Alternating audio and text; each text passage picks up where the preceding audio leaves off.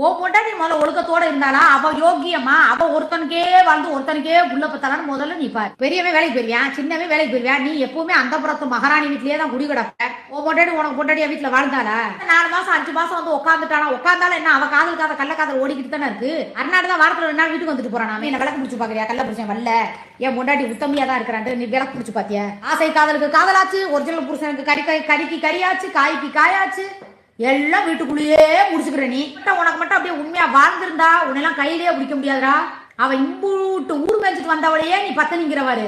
இப்பதானே உனக்கு நண்பன். இதுக்கு முன்னாடி கள்ளக்காதல் லிஸ்ட், ஆனந்து, அர்நாடு, கணபதி, பூபதி, எத்தனை பேரு. நல்ல புருஷன், நல்ல பொண்டாட்டி, இப்படிதான் இருக்கணும். உன் பொண்டாட்டிங்கிறதுக்கு ஆதாரம் இருக்கா? ஒரு ஆதாரத்தை நீ போடுறனா இந்த குண்டி விட்டே சொல்றேன். ஓ பொண்டாட்டினேன் அப்படிங்கிறத நீ போடு. என்னமோ 5 மாசத்துல தான் உனக்கு அப்படி சாதனையா படிச்ச மாதிரி எனக்கு என் பொண்டாட்டி தான் வாழ்க்கையே கொடுத்தா, என் பொண்டாட்டி வச்சு